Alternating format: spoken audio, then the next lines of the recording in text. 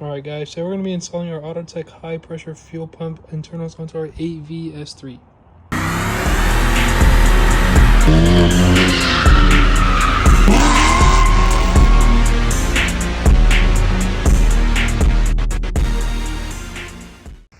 These are all the tools for the job, and before you start working on your car, you want to make sure that the engine is cold.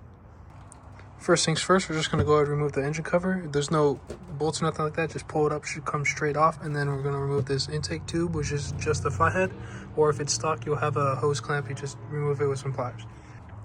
Once we got the engine cover and the intake tube out, we're just going to go ahead and remove this air box. We just pull it up, there's no tabs or nothing like that, it should come straight up. Once we got the air box out, we're just going to go ahead and disconnect the ground from the battery before we disconnect this fuel feed hose. Now that the ground is disconnected from the battery, we're just going to go ahead and remove this fuel feed hose and this electrical connector from the high pressure fuel pump. But make sure you have a rag by your side so that when you do remove this line, that fuel doesn't spray everywhere. Now that the fuel feed hose and the electrical connector are disconnected from the high pressure fuel pump, we're just going to go ahead and disconnect the high pressure fuel line, which is with a 18mm wrench, and we're going to disconnect the fuel bracket with a T30 socket, which is right there. Now that the high pressure fuel line is disconnected, we're just going to go ahead and remove this high pressure fuel pump, which is just these two bolts with a triple squared 10. Once the high pressure fuel pump is removed, we're just going to go ahead and remove the spring by compressing the spring with 2 screwdrivers and prying off the retainer with a pry bar. Now that the spring is removed, we're just going to go ahead and remove the internals by using a special high pressure fuel pump socket. This one happens to be from CTS.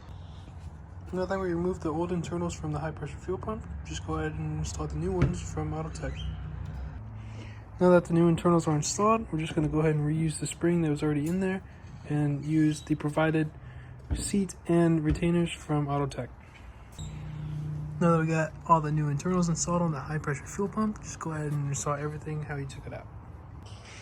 Once you got everything put back together, you're just going to leave the engine cover off so you can check for fuel leaks, and in order to do that, you're going to turn on and off the ignition a couple of times to prime the fuel system. Now that your fuel system is primed, just go ahead and start the car.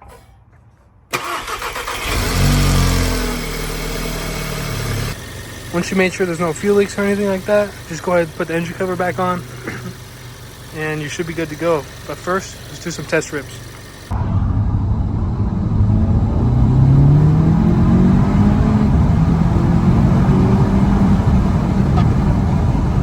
Thank you guys for watching. Let us know in the comments what we can do to improve our videos. Make sure to like, comment, subscribe, and we'll see you guys in the next one.